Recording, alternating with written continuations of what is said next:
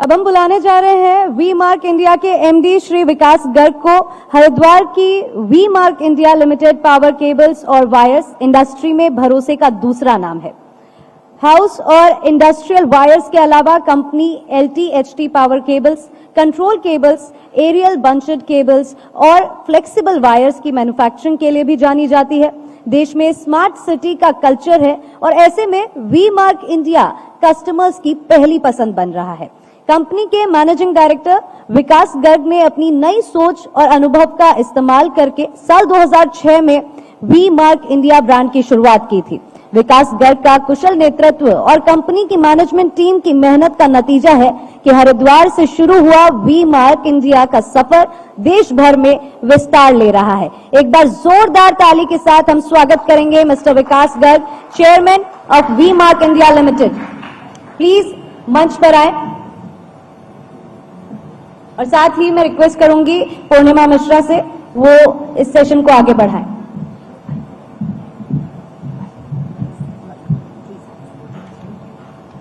Thank you Ayushi.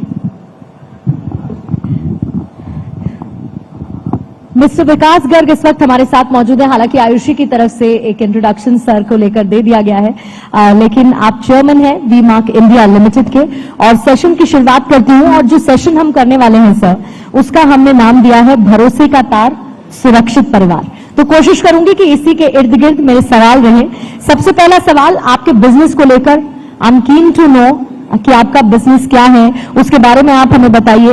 और आने वाले वक्त में इस बिजनेस को लेकर आपको संभावनाएं कितनी ज्यादा नजर आती हैं?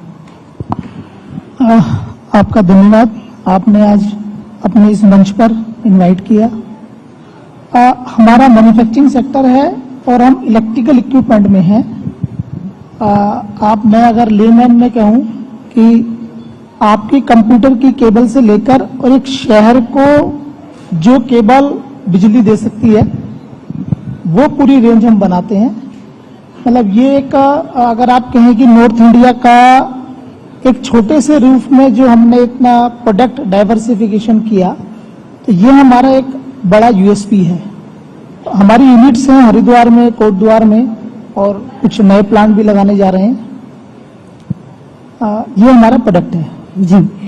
संभावनाओं की सर मैंने बात की, भविष्य में कितनी संभावना इससे जुड़ी हुई आप देखते हैं? मैडम, संभावनाओं को मैं अगर आपको एक साधारण सी भाषा में बताऊं, आज बिजली, पहले हम ये कहते थे कि रोटी, कपड़ा और मकान हमें जरूर हर आदमी को चाहिए जी, लेकिन आज उसके साथ जुड़ा है बिजली, इलेक्ट्रिसिटी। आप अपने 24 आवर अगर एक साइकिल को देखेंगे, अगर आपका मोबाइल चार्ज नहीं है तो आप कुछ नहीं कर सकते। आपका पावर बैंक चार्ज नहीं है, आपके ब्लूटूथ चार्ज नहीं है, आपका लैपटॉप चार्ज नहीं है। तो इलेक्ट्रिसिटी आज इतना जरूरी और लाइफ का हिस्सा बन गया है कि आपको अपने घर में, आपको अपने ऑफिस में 24 घंटे इलेक्ट्रिसिटी की रिक्वायरमेंट है। बिल्कुल। अगर कोई सर्विस आपको 24 आवर किसी गवर्नमेंट ऑर्गेनाइजेशन में देना है तो उसके लिए उसके इंफ्रास्ट्रक्चर को कंटिन्यूअसली अपग्रेड करना ये बहुत जरूरी है। अगर ऐसा नहीं होगा तो आपको कंटिन्यू सप्लाई नहीं मिल पाएगी। तो अगर मैं गवर्नमेंट की तरफ से देखूं तो हमारे यहाँ अभी इंडिया में जो रूरल और हमारे स्मार्ट सिटीज हैं, तो वहां पर अभी हम कंपेयर टू अदर कंट्री जब हम जाते हैं, मैं अभी कुछ 1-2 कंट्री गया, तो वहां हमारे यहाँ बहुत बड़ा स्कोप है। अभी भारत सरकार में भी अभी एक अगले 5 साल के लिए 3 लाख करोड़ का बजट सिर्फ इलेक्ट्रिफिकेशन के लिए रखा हुआ है। तो गवर्नमेंट साइड से बहुत संभावनाएं हैं। और अभी आप देख रहे हैं कि ईवी का एक चलन आ रहा है, ईवी जी। तो ईवी को कैसे चलाएंगे? बिजली से। बैटरी कैसे चार्ज होगी? बिजली से।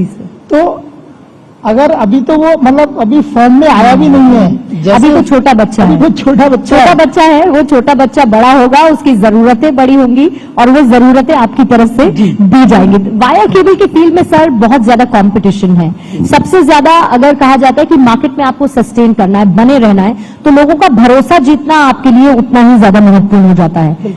How you are doing that? देखिए मैडम, कंपटीशन तो मतलब कंपटीशन ही नई अपॉर्चुनिटी क्रिएट करता है। अगर हम नए आइडियाज, नई टेक्नोलॉजी, ये कंपटीशन रहेगा तो ही डेवलप होंगी। तो कंपटीशन तो हर फील्ड में है, आपकी फील्ड में भी कंपटीशन है। डेफिनेटली। तो कंपटीशन तो हर आदमी को रेडी रहना पड़ेगा, उसके लिए तैयारी करनी पड़ेगी। और जो भरोसा है, मतलब मैं आपको बताऊं कि मैं फर्स्ट जनरेशन बिजनेस है ये, और मतलब मैंने 1.5 लाख रुपए से बिजनेस शुरू किया था दिल्ली में, और मेरे फादर का किराने का काम था। तो हमारी दुकान का नाम विश्वास प्रोविजन स्टोर था। तो वो एक टैग, एक वर्ड हमेशा से माइंड में रहा है कि भी हमें अपनी पॉलिसीज में हर जगह ट्रस्ट, ट्रांसपेरेंसी, ट्रस्ट रखना है जी। उसका बहुत बेनिफिट मिलता है बिजनेस जी, लवली सर। लेकिन अभी थोड़ी देर पहले हमने इस बारे में बात की। तालियां बज रही है, जरा तालियां जोर से बजा दीजिए। आधी अधूरी क्यों रहे तालियां? Thank you. अभी थोड़ी देर पहले आपने कहा अभी तो बहुत छोटा बच्चा है, बड़ा होगा, उसकी जरूरतें होंगी, वो जरूरतें आप पूरी करेंगे, लेकिन बच्चे को कंसीव करना होता है, मतलब एक आइडिया को कंसीव करना होता है। आपने इस आइडिया को कैसे कंसीव किया कि कॉम्पिटिटिव वायर केबल के बिजनेस में आपको आना चाहिए? ये वो नाम से आया जो आपने बताया, शॉप का नाम था, या कुछ और इसके पीछे? मैडम ये इत्तेफाक से आया। ये मतलब मैं तो पढ़ाई कर रहा था उस समय पे, तो हमारा एटमॉस्फेयर था कुछ कि भाई बिजनेस में जाना है, तो सराउंडिंग में कुछ इस तरह का बिजनेस था, तो वहां से इत्तेफाक से एंट्री किया, बट बाद में वो एक विजन बन गया। लवली। इसीलिए हम विजन ऑफ न्यू उत्तराखंड की बात कर रहे हैं, और ये आपका विजन है जो आज इतना सक्सेसफुल होता हुआ नजर आ रहा है। लेकिन मार्केट में बने रहने के लिए पैसे की जरूरत होती है, फंड की। वो फंड आपने कैसे अरेंज किया? आपने कहा आइडिया तो ऐसे आ गया एक, लेकिन उसको बड़ा करने के लिए पैसे की जरूरत थी, तो आपने उस फंड को कैसे ऑर्गेनाइज किया? ये फंड्स जो है, जैसे वहां पर बच्चे लोग, स्टूडेंट्स लोग भी बैठे हैं जी। तो मतलब हर स्टूडेंट्स के माइंड में आता है कि मैं अपना एजुकेशन के बाद कुछ बिजनेस करूंगा। तो आता है आप लोगों के मन में कि बिजनेस करना है? आता है। आता है? आता है। तो पैसा सबके लिए बड़ी चुनौती है।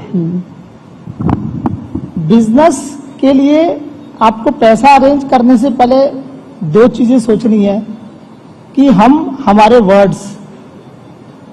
वर्ड्स का दूसरे पे क्या इम्पैक्ट आ रहा है, और हम अपने वर्ड्स को कितना ऑनर कर रहे हैं। ये बिजनेस का बेस है। अगर आपने इस बेस को लेके बिजनेस शुरू किया तो कंफर्म आप पर लोग भरोसा करेंगे, आपका वेंडर आप पर भरोसा करेगा, आपका कस्टमर आप पे भरोसा करेगा। उस साइकिल से आपकी फंड रेज प्रॉब्लम सॉल्व होगी। सेकेंडली, हमारे बैंक्स बैठे हुए हैं। अगर हमारे कंडक्ट ऑफ अकाउंट अच्छा है, हम अपने अकाउंट में डिसिप्लिन मेंटेन कर रहे हैं, तो आपके पास बैंक्स की क्यू लगेगी पैसा देने के लिए। ये एक दो चीजें करें तो आपको फंड की प्रॉब्लम नहीं आएगी। फंड की प्रॉब्लम नहीं आएगी, लेकिन शुरू में तो लगता है ना कि दिक्कत हो सकती है। तो आपने अपने बिजनेस की शुरुआत कैसे की? दूसरा, आपको सपोर्ट किस तरीके का मिला? किस तरीके से लोगों से मदद आप तक पहुंची? या ये कह लीजिए कि आपने एक सपना देखा और लोगों ने कहा कि अपने इस सपने को जियो, हम तुम्हारे साथ हैं?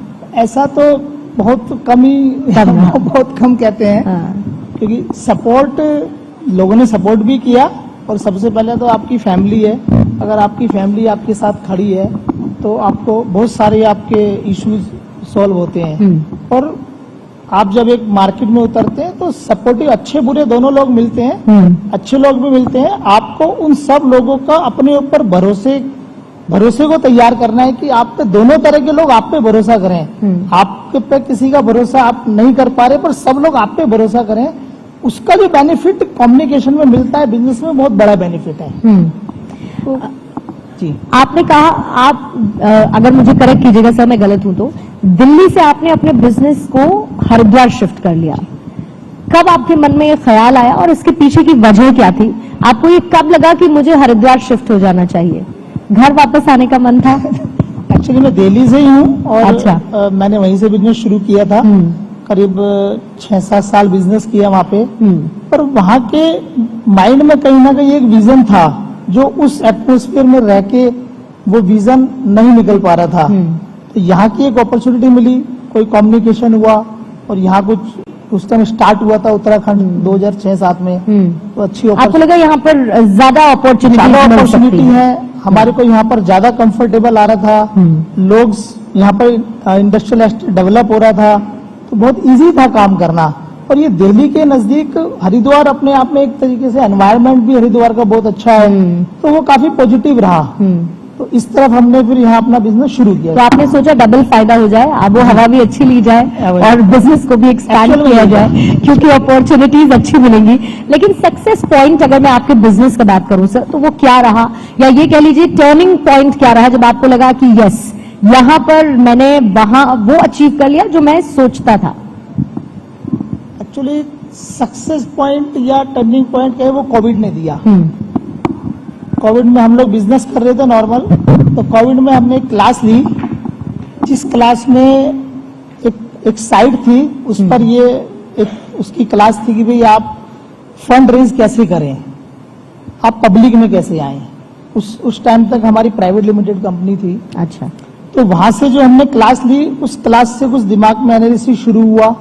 हमने करीब 15-20 दिन उसको समझा और करीब 1 महीने में ही हमने, ये 2021 की बात है, अक्टूबर 2021 की, तो 1 महीने में हमने डिसीजन ले लिया कि हम पब्लिक में जाएंगे। तो यह V Mark India limited Uttarakhand, Haridwar Uttarakhand की पहली लिस्टेड कंपनी है एमएसएमई, जो एनएससी बॉम्बे स्टॉक में लिस्टेड है।